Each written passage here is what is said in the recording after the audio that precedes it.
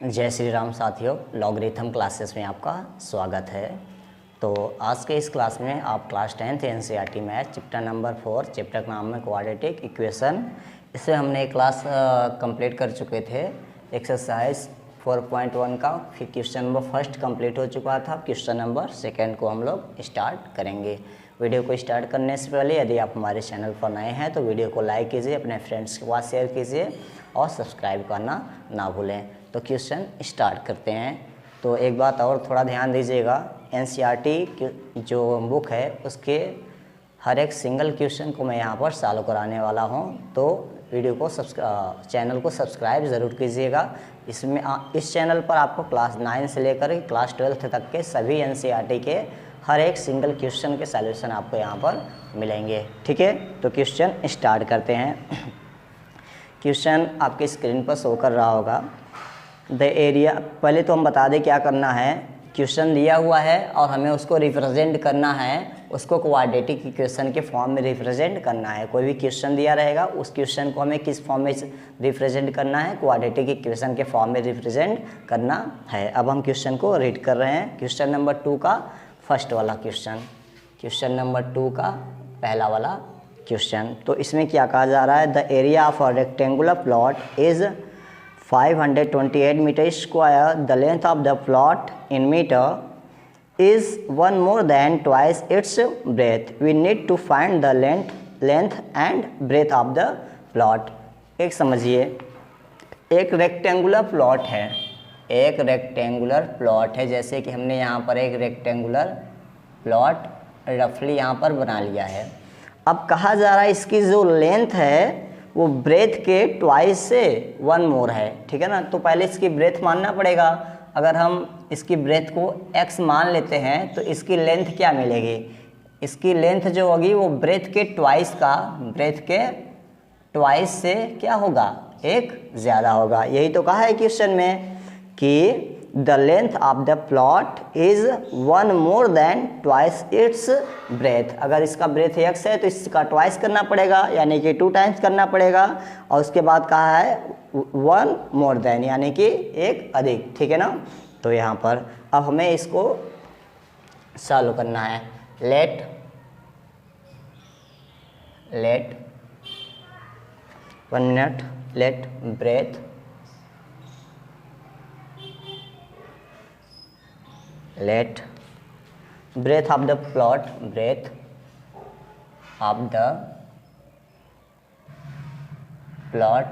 breadth of the plot be x metre, या फिर आप ऐसे भी लिख सकते हैं is equal to x metre. ये हमें तरीका बेटर ज़्यादा लगता है तो हम इसी तरीके से लिखना ज़्यादा पसंद करते हैं। ठीक है, ब्रेथ अगर x मीटर है, एक्चुअली ये b की वैल्यू है, इसकी ब्रेथ की वैल्यू है, और ये इसकी लेंथ की वैल्यू है। ये यहाँ से यहाँ तक की लेंथ है और ये यहाँ से यहाँ तक की लेंथ ये है। ठीक है ना, देन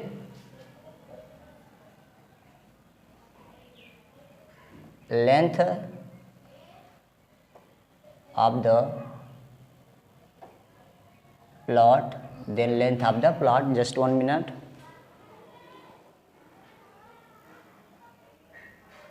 ठीक है, वीडियो चल रहा है, अच्छे से चेक कर रहे थे। Then length of the plot is equal to, ये क्या बनेगा, इसके ट्वाइस से एक अधिक, तो 2x + 1 मीटर हो जाएगा। तो हम लोग जानते हैं कि area is equal to area of rectangle, ये क्या होता है, breadth into length into breadth या ब्रेथ इंटू लेंथ, जो भी आप कहना चाहें। तो एरिया ऑफ रेक्टेंगुलर क्या दिया हुआ है, एरिया ऑफ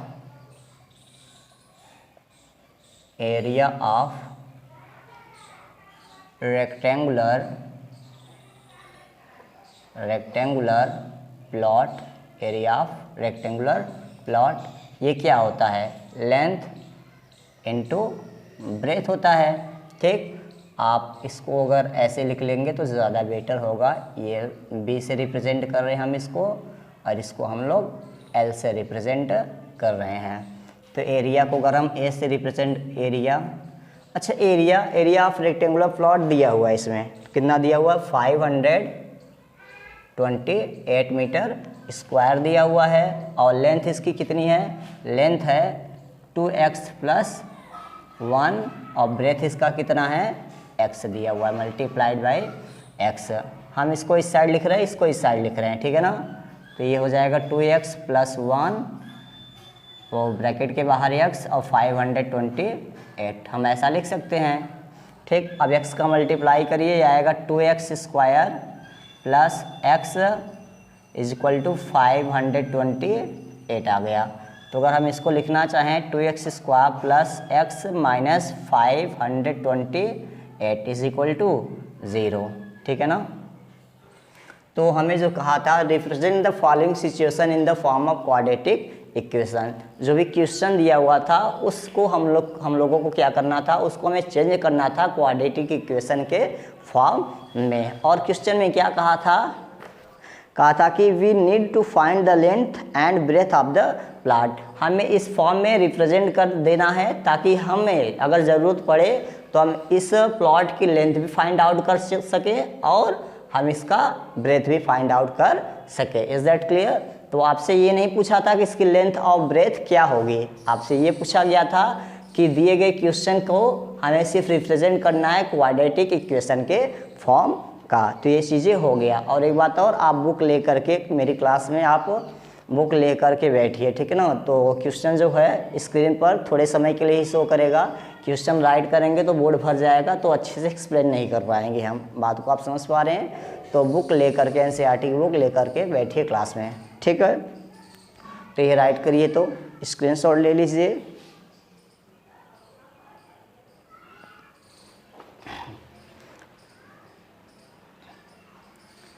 आपको आई होप ये चीज़ें समझ में आ गई होगी। अगर ना समझ में भी आया है तो हम इसको एक बार और अच्छे से समझाने का प्रयास करते हैं। देखिए समझाने का प्रयास कर रहे हैं, फिर से समझिएगा। उसमें क्वेश्चन में कह दिया हुआ है, क्वेश्चन को रीड करते हैं।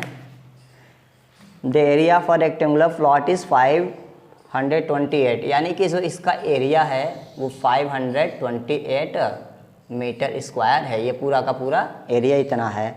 The length of the plot का जो लेंथ है, ये लेंथ, ठीक है ना।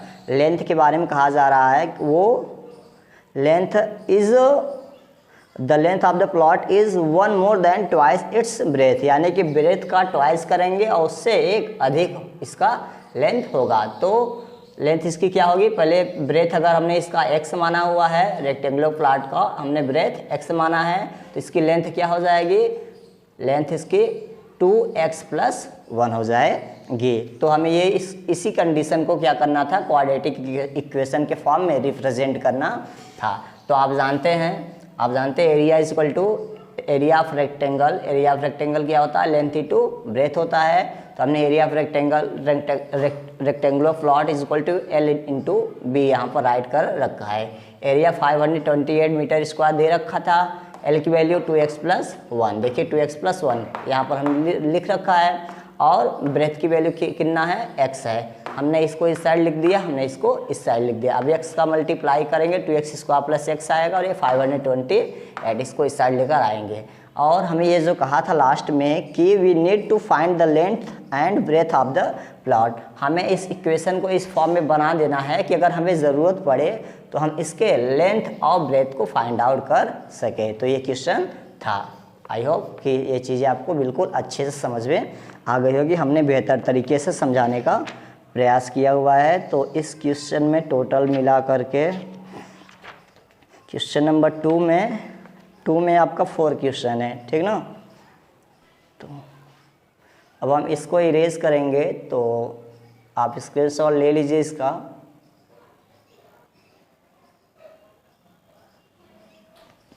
ठीक है, इसको इरेज ही कर देते हैं। क्वेश्चन नंबर 1 कंप्लीट हो गया। अब question number 2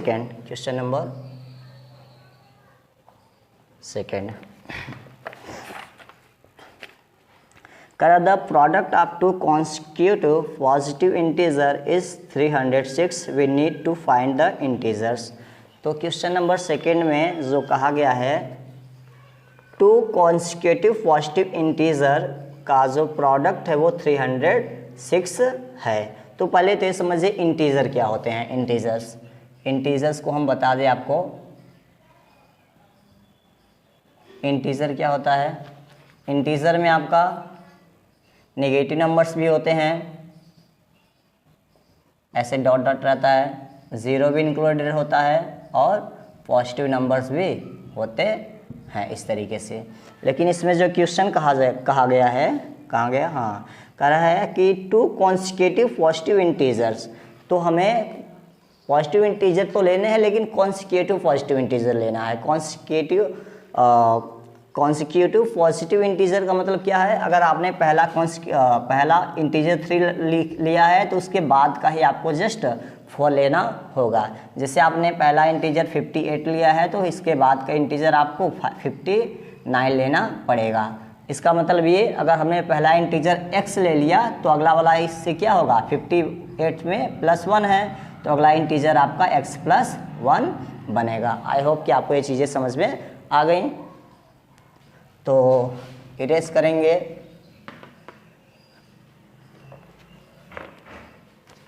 late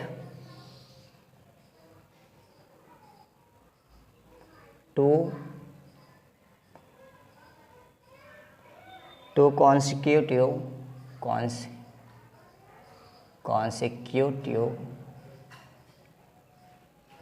consecutive positive integer अगर हम पहले वाले को x माने तो अगला वाला क्या होगा, उससे एक अधिक होगा। तो हमने बताया था कॉन्सिक्यूटिव का मतलब लगातार। अगर आपने 8 लिया है तो अगला वाला आपको क्या लेना पड़ेगा, 9 वाले को ही लेना पड़ेगा। यानी कि 8 वाला 8 है तो आप इसमें 1 ऐड करेंगे तभी जाकर के आपको 9 मिलेगा। तो अगर पहला x है तो दूसरा वाला क्या बनेगा, ये x + 1 बनेगा। तो जो क्वेश्चन में आपसे पूछा गया है, इसको इरेज कर दे रहे। तो जो क्वेश्चन में आपसे पूछा गया है, कह रहा है कि इंफॉर्मेशन दिया हुआ है द प्रोडक्ट इन इंटीजर्स का प्रोडक्ट 306 है। जस्ट 1 मिनट, कैमरा अच्छे से काम कर रहा है, ठीक है काम कर रहा है।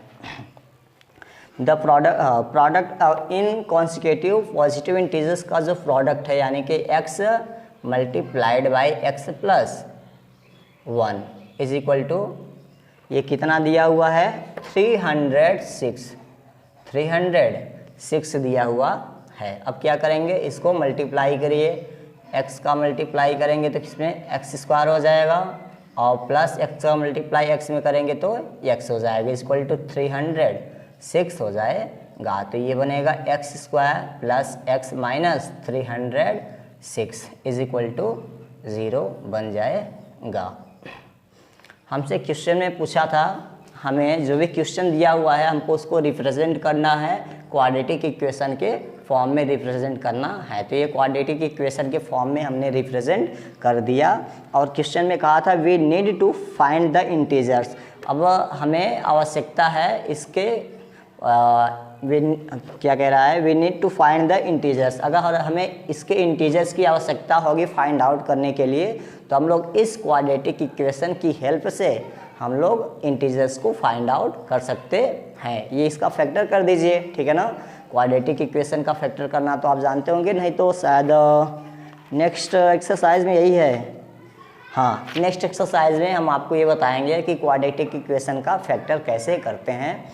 आपको वैसे ही आता होगा, आपको क्लास 9th 8 वगैरह इन सब में पढ़ाया गया होगा कि क्वाड्रेटिक इक्वेशन का फैक्टर कैसे करते हैं। तो इसको आसानी से फैक्टर करके आप दोनों पॉजिटिव इंटीजर्स की वैल्यू फाइंड आउट कर सकते हैं। Is that clear? तो आप इतना स्क्रीनशॉट लीजिए।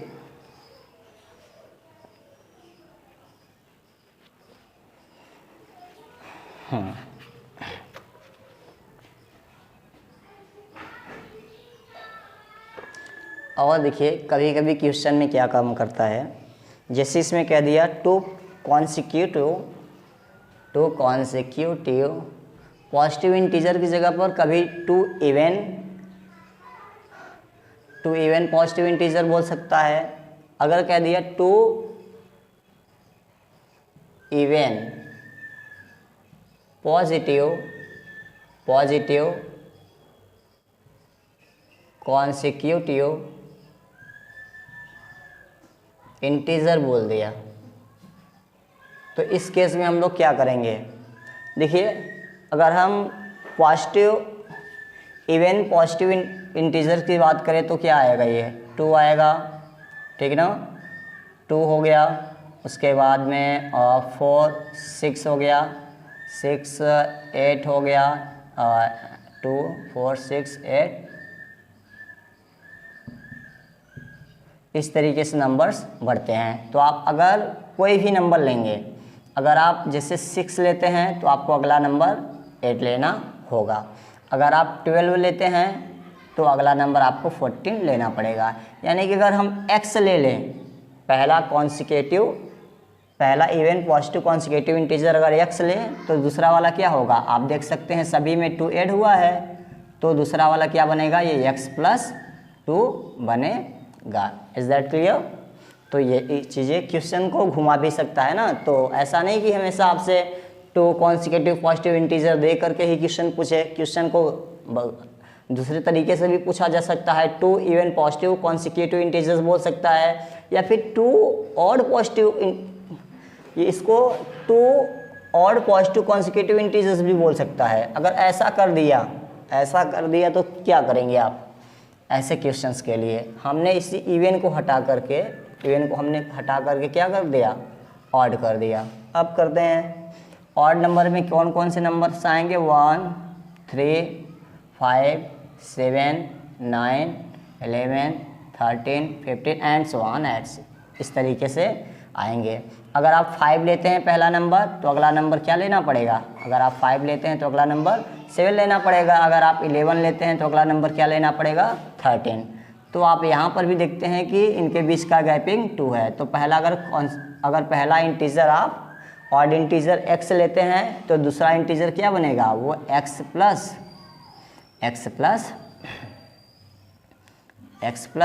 2 होगा। Is that clear? जहाँ पर x क्या है? x आपका ऑड नंबर है। x आपका क्या है? ऑड नंबर है। तो इस तरीके से क्वेश्चन को घुमा फिरा करके पूछा जा सकता था। तो क्वेश्चन को जितने भी तरीके से घुमा के पूछा जा सकता था तो हमने यहाँ पर बता दिया है, ठीक। और आप इसका स्क्रीनशॉट लीजिए, हमने बेहतर समझाने का प्रयास किया है।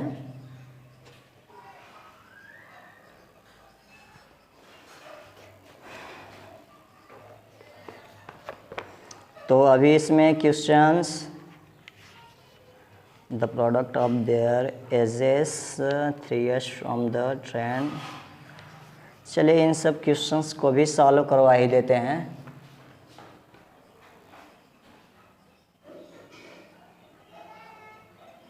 ऐसा है,